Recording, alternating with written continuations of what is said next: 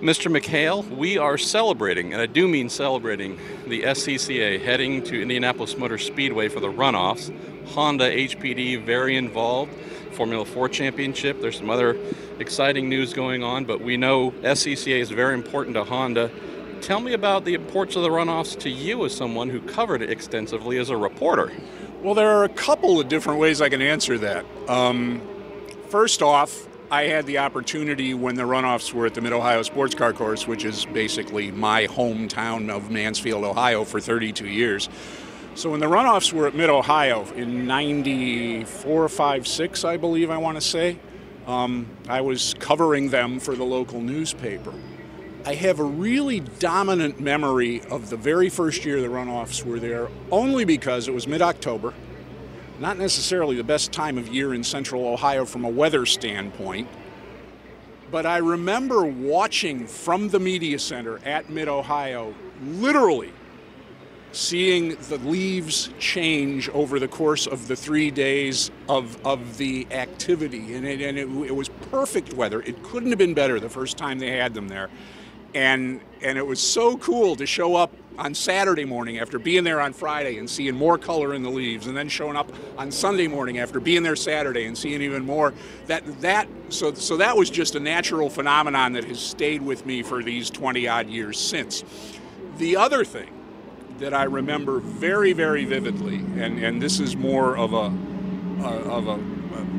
connection to me personally, the reason I am here at Honda now is largely because of a conversation I had at the SCCA Runoffs in 1995 with a guy named John Zemansky. I think you know John. He at the time was doing contract work for Mid-Ohio, and I mentioned to him at the end, on the last day of the runoffs in 1995, again in October, that I was thinking of exploring my options outside the newspaper business, and I had been there for 18 years, and it's like, if I don't do something to change the direction of my life pretty soon, I'm going to be covering high school basketball games when I'm 60. And I never really thought about it in those terms until that time.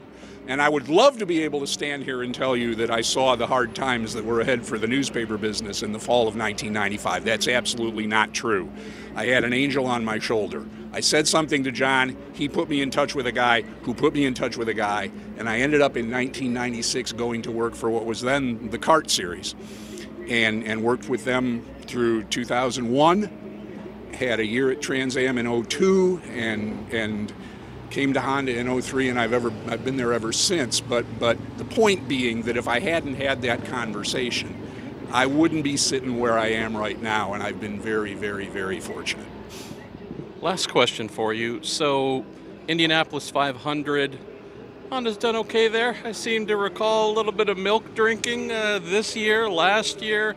We know the Indianapolis Motor Speedway is our spiritual home for those involved in the IndyCar series.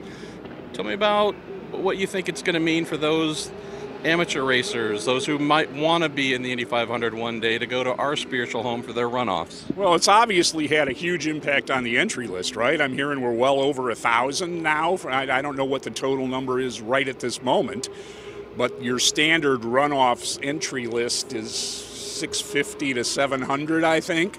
So we're probably 50% above that. So it clearly means a lot to every competitor who has the opportunity to be able to take, the ride competitively on the speedway, and so it's just a terrific thing. I mean, I think everybody who's got the opportunity is going to take advantage of it, or at least 95% of those people are going to, and it's going to be a story they can tell grandchildren, family, whatever. The next year at the 500 when it's on TV, I drove that track. How cool is that? I mean, it's terrific.